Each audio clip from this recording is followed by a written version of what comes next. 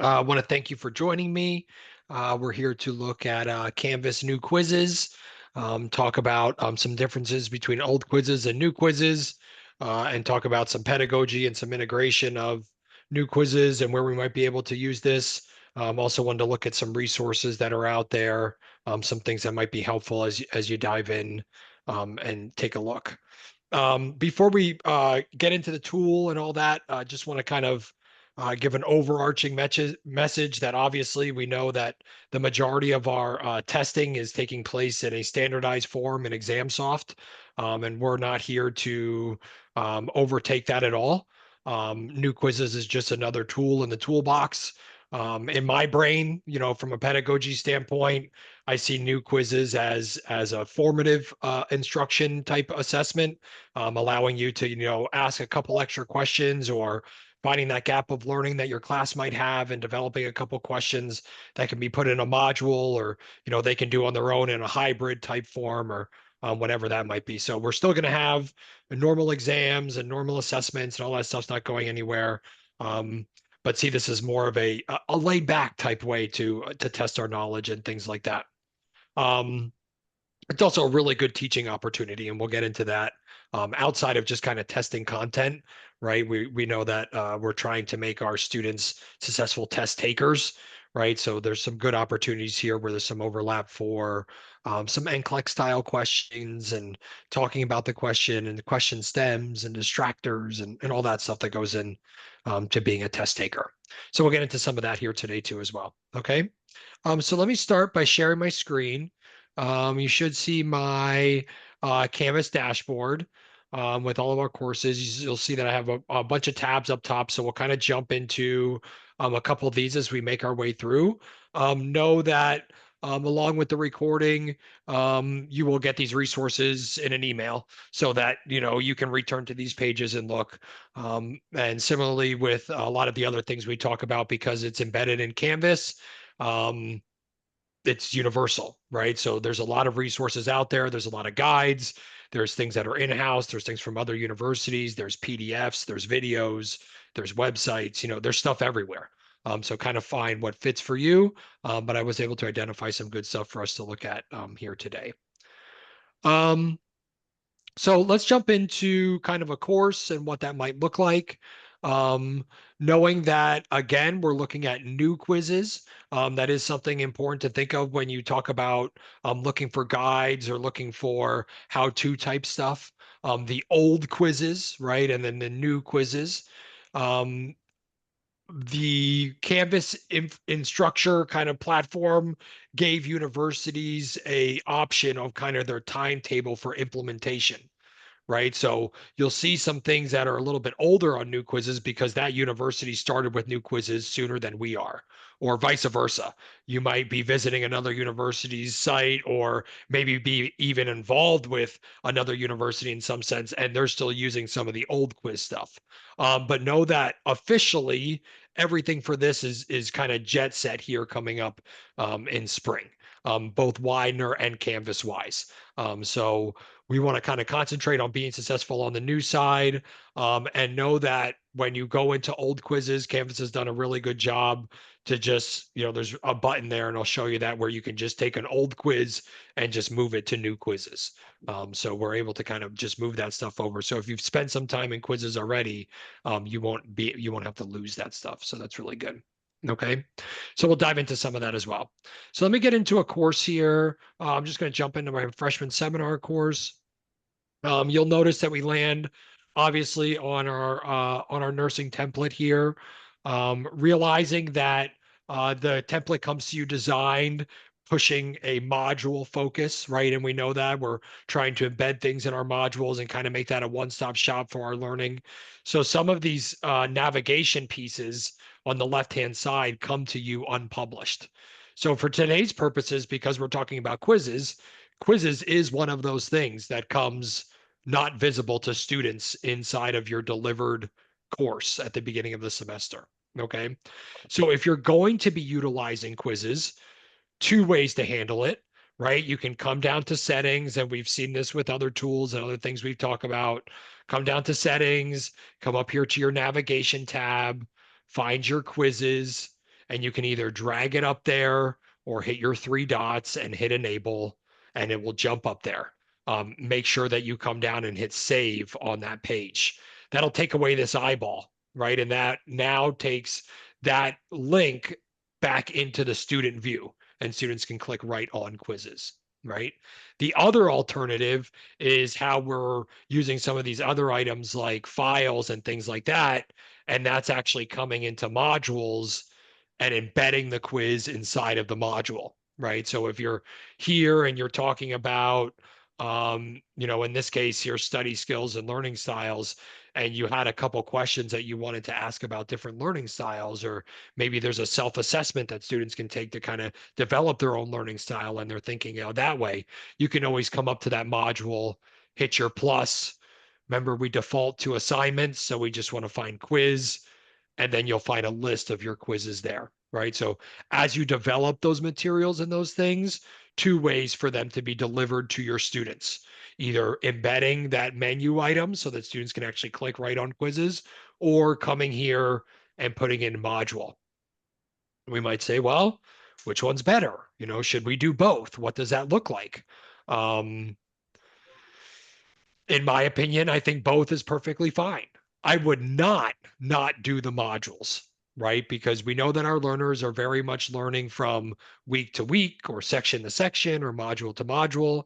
So if you have extra questions that you want me to practice in module 2, then as a learner, I would expect to see those in module 2, not have to navigate back to quizzes to find that extra practice.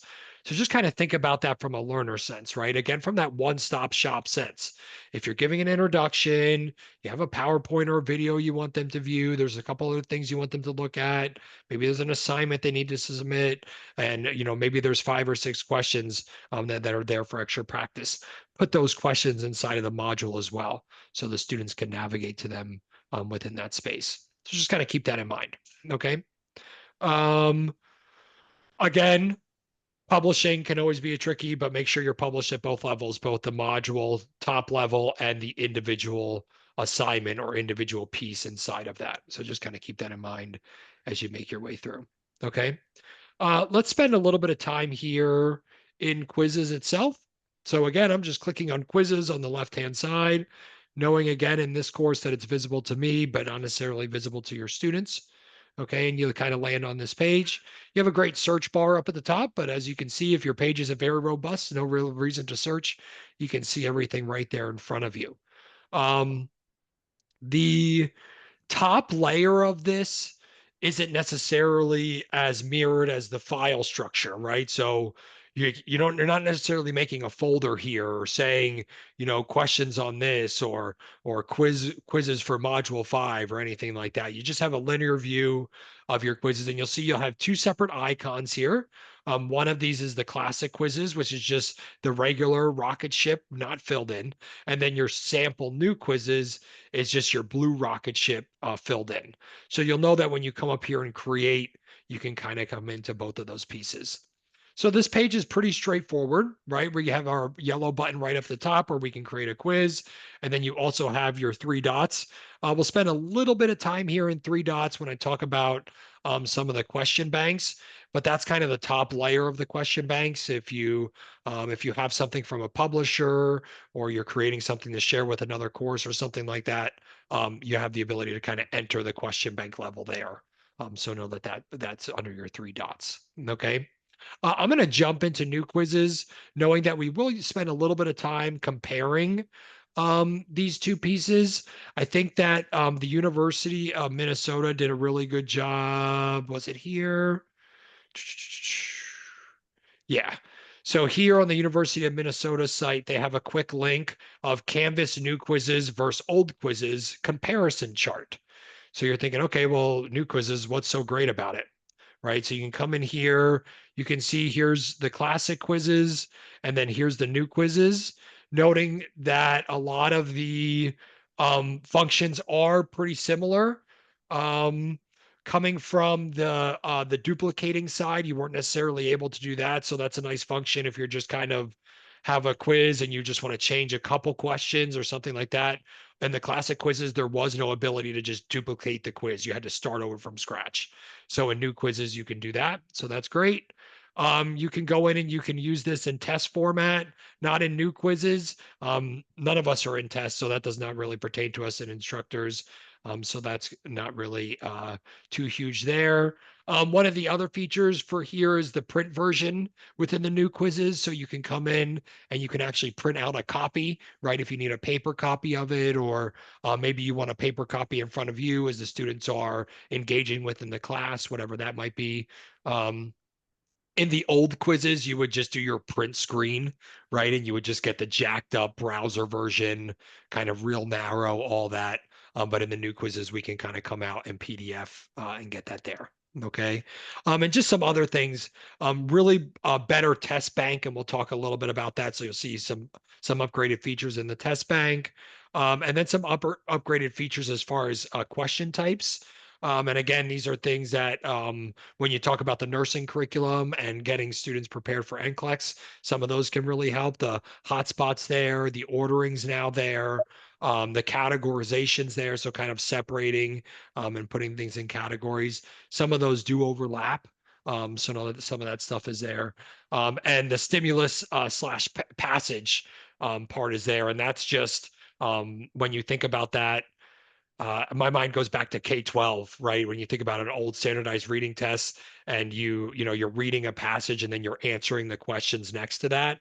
That's what they mean by stimulus. So as opposed to just having a paragraph of space or just having the questions displayed on the screen and the passage on a different screen, the stimulus kind of lets you display it as a book, right? So maybe you have an electronic health record on one side and then the questions are on the other side, or the care plans on one side and the questions are on the other side. So it allows you to kind of have that comparison within your screen. So that's nice.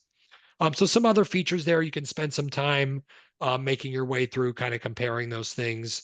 And we'll take a look at some of those different question types here. Okay. Uh, so you'll notice that when you click on the new quizzes, there's a little bit of a different layout from the old quizzes. So I'm not necessarily going to spend a whole lot of time comparing, because if you didn't spend a bunch of time in old quizzes, you'll be like, okay, well, both of these things are new to me. So just know that there's a little bit different layout here. In the old quizzes, you just had tabs up at the top. One tab was the settings, the other tab was the questions. So here in new quizzes, when you click on the quiz, you just land on the settings page. Okay. And it's like, okay, well, where do I put the questions? Down here underneath build. Okay. So a little bit different location as opposed to the tabular format. And the new quizzes, we have to make our way down to the bottom and you can put build there. Knowing again, you can put a rubric in here.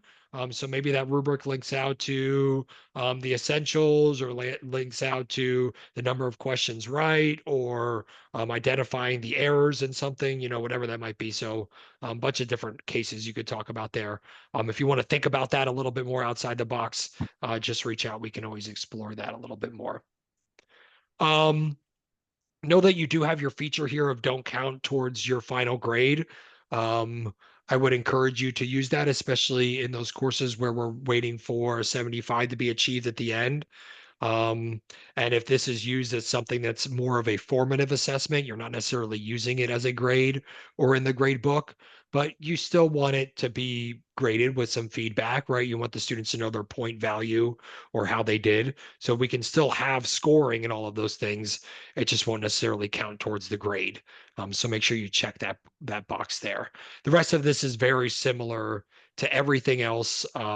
That's on your other assignment pages. So you can do your due dates and you're available from. You can always assign to certain groups. We talked about this a little bit in our other session, right? Maybe you've identified, a group of students that really struggled on a particular topic in the course. Not all the students, but maybe just a group. So you can kind of take that topic and develop some extra materials for that group and provide that group with some individualized instruction. Um, Really great thing to talk about when you're talking about what did you do in class to reach all your learners? What are you doing to make sure that, all of your learners are meeting their objectives? This is a place as an instructor that you can highlight.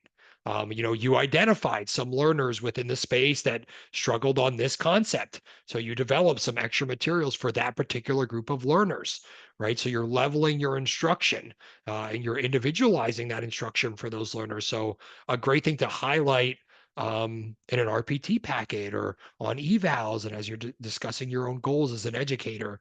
So just kind of keep that in mind as you put that through. You can really utilize some of those tools to build your own prowess and dialogue when it comes to how you're teaching and what that looks like. Okay, so some of that stuff is in there. Uh, let's jump in here to build. You'll see that it just kind of changes screens. It does not open in a new window, so you kind of have to make your way back if you need to come out. If you need to kind of go back to the home page of the course, you're like, oh man, I got to look at that assignment or something. You can always come back to your right-hand corner and right-click on your course and just do open link in new tab, right? So now I still have where I was in quizzes and I can get back to that home page again just like with anything. That way you're not using that. It'd be nice if it opened in a blank window, but it doesn't. So you kind of have to navigate yourself there if you want to have both those things open. So just kind of keep that in mind. Spend a little bit of time here on the front page. Obviously, we're right here on build. You can see that. A plethora of settings you can get in here, shuffle questions, shuffle answers, one question at a time, access codes, time limits, IP addresses, calculators, all of this stuff.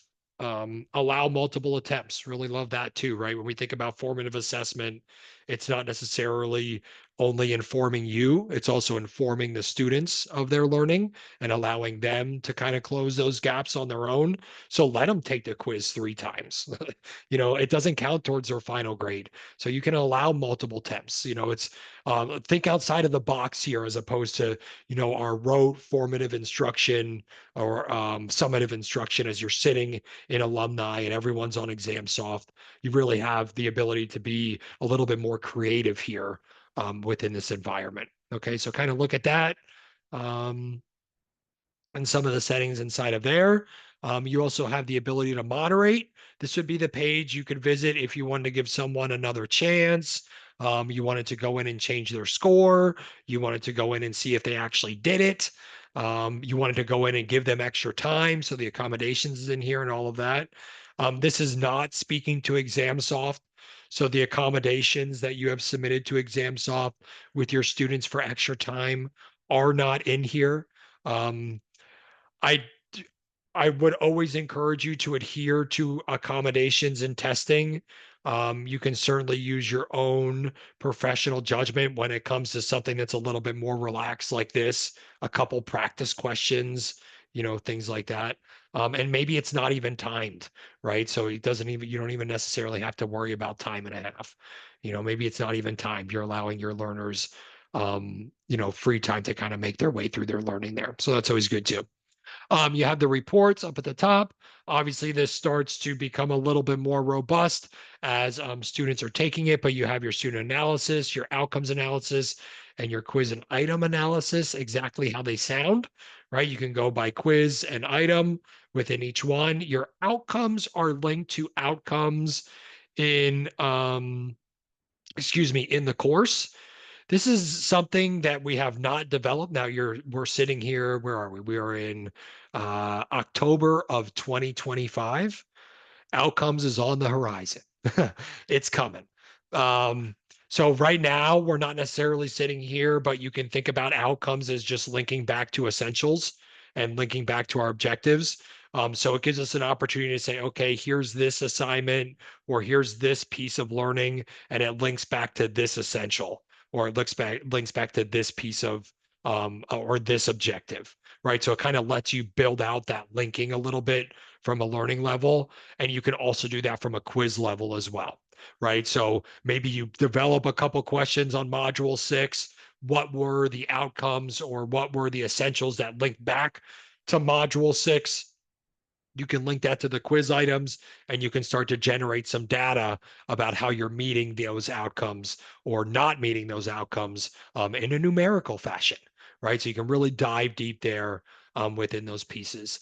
And then, of course, the student analysis, which sounds exactly like it's what it is. It's looking at each student and how they did in each piece. Again, becomes a little bit more robust if you have the outcomes in there and you can look at each student on an outcome level and all of those pieces. So you can really build this out if that's something you would like to do.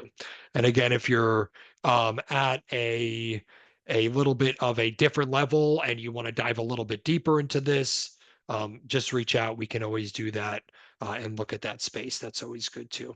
Okay. My last one there is export, which is exactly what it sounds like. This is you just exporting the quiz.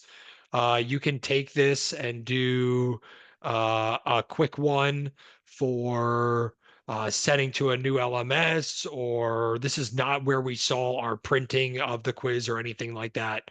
This would just be to send to a different system. So just kind of keep that in mind.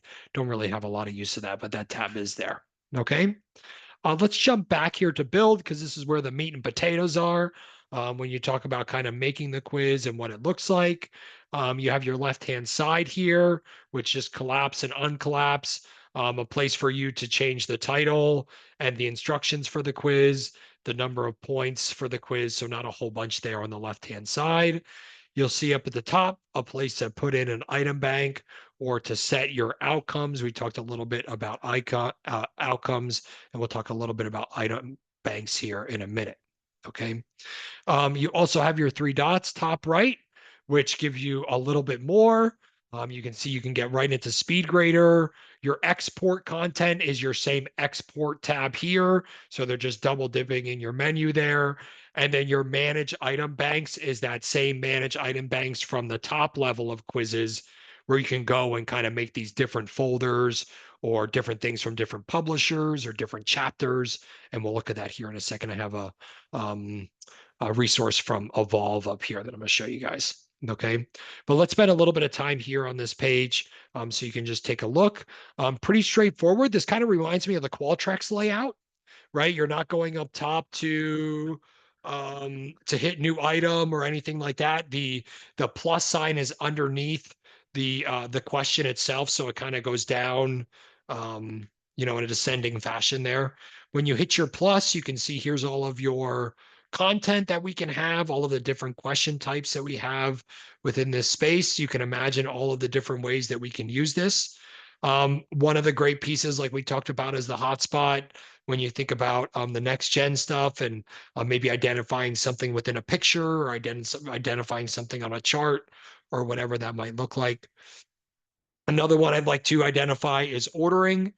That's something that, again, we know that's on next gen, and you think about putting your nursing process pieces into order, or you think about the different steps that a nurse might complete something within a sequence. You have the ability to kind of build those out for students, but then also reflect on them with students, right? So from the pedagogy side, right, maybe you have a question where you're talking about the steps in a certain process or the steps in, checking someone's blood pressure or whatever that is, and kind of setting those up. The students can put those in order and talk about that order. That gives you the ability to have that discussion with the students cooperatively and why something is first and why it's next and why it's last, and all of those pieces in there. So a really good opportunity to kind of spread your wings here. And obviously we know that, excuse me, we struggle sometimes on the math stuff and with some of the dosage calc. So if you ever need an opportunity to have some practice questions there, or students need a little bit extra practice on the math side, you have both the formula and the numeric within there. So students can, build within that and also give just numerical answers to questions that you're asking. So that's something to keep in mind. Okay. So lots of great questions there and question types that you can use. Again, I think it's important to keep in mind our use cases for this. we struggled on a test, so here's five extra questions to practice. We're getting close to the test, and you know that there's a certain topic that your students struggle on every semester. So not only are, you've spent your time teaching within class and you provided a little bit extra instruction on that topic, here's some extra practice questions before the assessment that you can take as well. And we know that a lot of that stuff comes from the publisher as well. So we can talk about that a little bit. Here's a resource from Evolve. We know that some of us are using the Elsevier stuff. Others of us are using some other publishers. But every publisher has some kind of export to pull that content over, right? So some of us access this stuff in the Point or Course Point or whatever you're using on the electronic side, but you can always take from these electronic resources and get into your Evolve resources for your instructors, get into your test banks, and then here's your chapter 1, chapter 2, all the way through. You download these, they come in a zip file, and then it literally walks you through coming into Canvas and importing these zip files. You're like, oh my God, zip files. I have no idea what to do with this. I don't know what's in here. It's no problem. Let the computer do the work, right? So this right here talks about going to import course content and actually bringing it in. You can also come to your manage item banks, hit plus bank. I'm sorry. Click on your actual bank, hit new. Now, where was that? Oh, there it is. Click on your actual bank and click import content. And you can always drop that zip file there as well. Okay, so you can drop the zip file right in the item bank, or you can come and import the content. Canvas does a really good job with those item banks. Even if you import from the course level, it will see it as a quiz. So it will still drop it in the right place. It's just a matter of where you want to go to actually do the import. Okay, but it does exist in both those places there.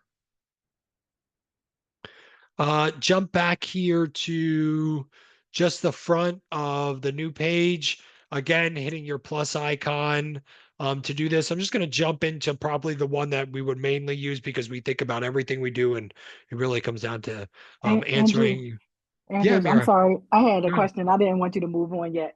No fun. When we use the zip files for to import the quizzes, do they have to be already created as a quiz, or do they go in as like individual questions that we can build a quiz from? When you import the zip file from a publisher, it is already going in as a build quiz. So they Okay. probably have, I don't know, let's take a number. Maybe they have 25 questions and Mm-hmm. 15 of them are multiple choice, five are fill in the blank, and whatever that is, all of that will come over. And then you Okay. have the ability to edit that. Right. So if there's 25 questions, you can say, okay, I want to delete 10 of them. I only want 15.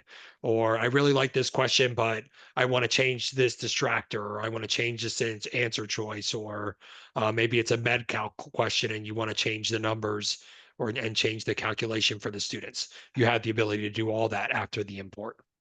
Okay. Thank you. Yeah, no problem. Um, know that we have done some importing, and you can see that you do have to navigate to the actual publisher content to get this. So for example, like here I was trying to find one this morning that I could just get like for like, hey, what's your favorite color? What's 2 + 2? Just show you how to do an import. And there's not many sample QTI or zip files out there, right? So and if you are downloading something, you don't necessarily know where it's coming from. So I wouldn't necessarily push you in that road either. So if you are going to explore that importing, and you want to do that part of it, reach out if you're having trouble, and we can go through the publisher resources to kind of look for that. Okay. That was a good question there, Amir. Thanks. Yeah. So once we import it, it does become yours, and Thank you have the ability to change whatever you need to there. Yeah, for sure. Um, so one of the last things I want to spend some time on here is just kind of looking at some of the other resources that I was able to identify.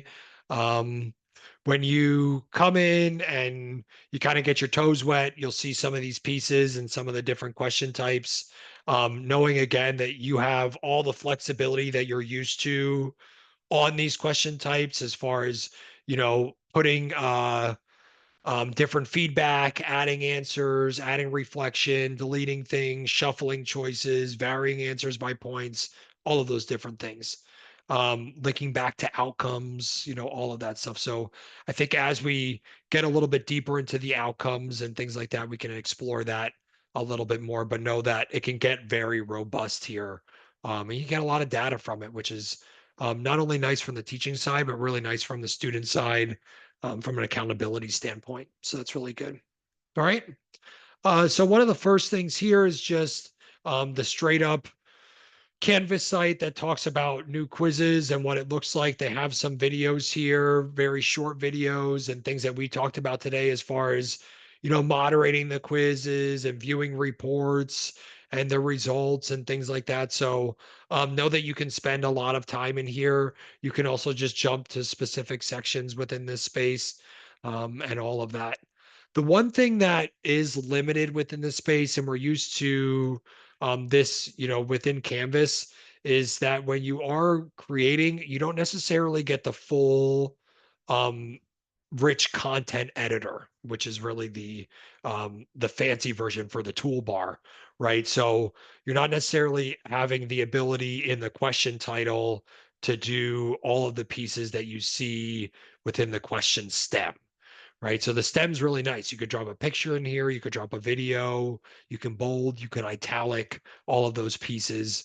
You can do that within the answer as well, but know that there's some limited functionality within some of the pieces as far as the title goes and things like that. So just going to keep that in mind. Okay. And it talks about that here within new quizzes and some of the functionality of those different windows and things like that. We spent a little bit of time here on this page. This was the link on the University of Minnesota site. Again, I really like their comparison chart. And it talks about some of the limitations and just gives a quick overview of some of those pieces. So I thought they did a really good job there. Another good one I thought was the JMU site.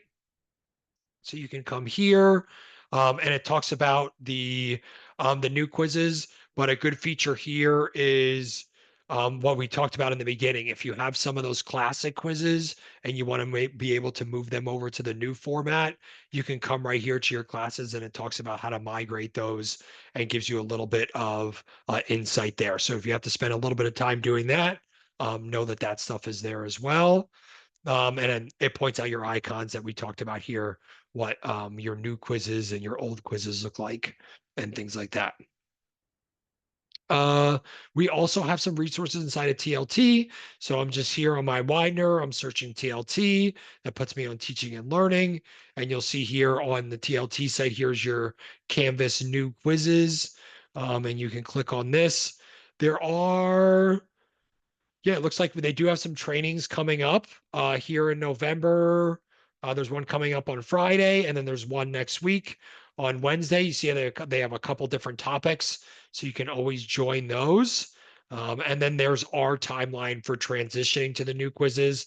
Like I said, that timeline can kind of fluctuate depending on how the university has adopted it. But this is Widener's timeline within this space. These new quizzes have a sign up link here. So know that you're like, oh, how do I get into this? It's not over here on the calendar.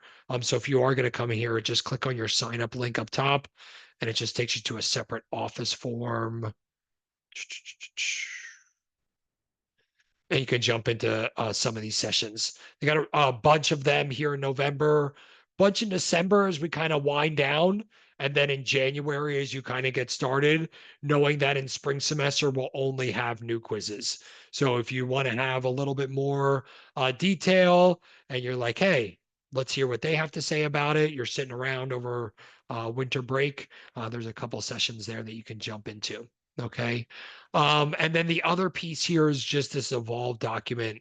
that talks about where you can find the test banks and their resources, and then also how to import. Similarly to a lot of other publishers, but if you're working within a different space and you're looking for the test bank that comes along with your publisher or the different chapters that come along with your publisher, just reach out. We can find those and import those. And you can see that a lot of these come right in. And then, like we talked about, you have the ability to make it your own from there. Okay. That's about 40 minutes on new quizzes. Anybody have any questions that I can answer for you here today, or any aha moments that you want to share? And you're like, wow, I could really use it this way, or I could see this being great for this cause. Any thoughts are appreciated. I have a question. Sorry, Go sorry, ahead, I'm Amir. not No, on you're fine. camera. I'm always getting ready to run out the door. Um, would you suggest, or do you feel like it would be beneficial for us to, like, if we have a specific textbook or like the publisher, like you was explaining, to like just download the test bank beforehand and then make our quizzes, and then like would it be beneficial for us to just have a test bank at our fingertips so we can just make the quizzes and upload them into Canvas? Yeah.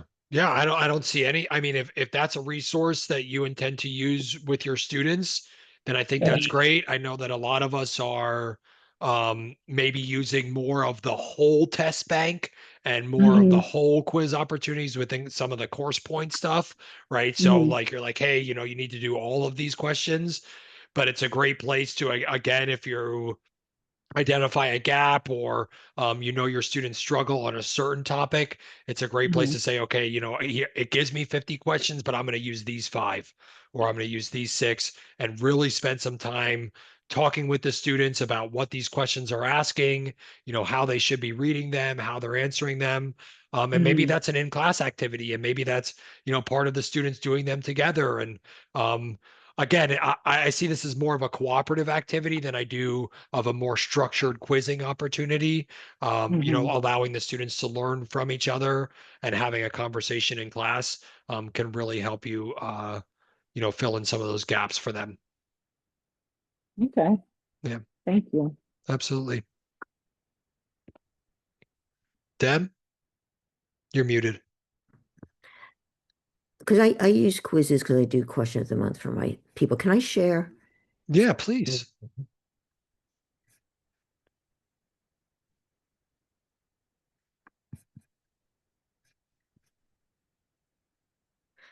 So, like, I have two questions, but when I do,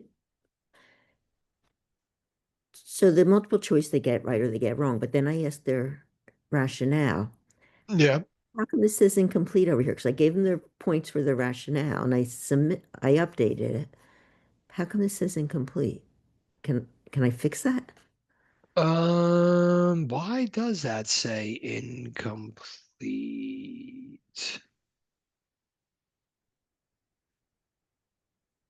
I don't know. Maybe it's because it's 0 out of 0. Is it do we have it marked as non-graded?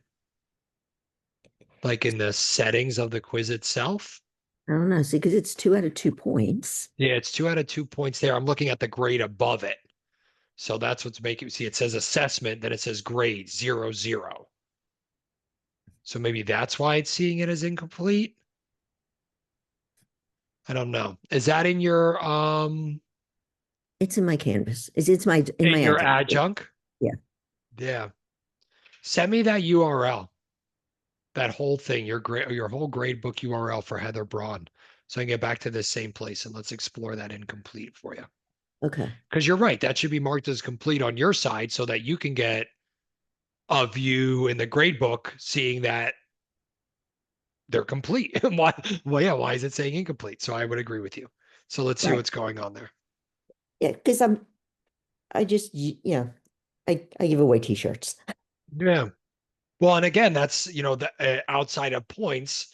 That's another use for something like this where it's a little bit more of a practice environment, right? We know the anxiety that comes along with test taking and all of that, and we obviously have to coach our students through that, and they have to be successful in those situations.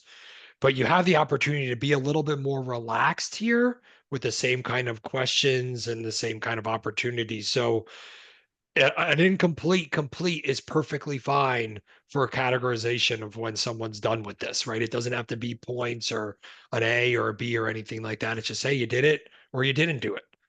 So I think that's okay there. Yeah, and it just helps me track who's Yeah. done it. Yeah. And again, it gives you a tally, right? It allows you to track it a little bit better. That makes sense. All right. Gotcha. Any other aha moments or anything else we want to share today? All right, perfect. Appreciate you joining me for Canvas new quizzes. As you're making your way through, just like anything, reach out if I can help. You want to look at it a little bit closer individually or with a team or whoever you're working with, just holler. Happy to find a time to do so. Other than that, as always, let me know if there's anything I can help you with. Thank you. Thanks, guys. Thank Appreciate you you. joining me. Bye.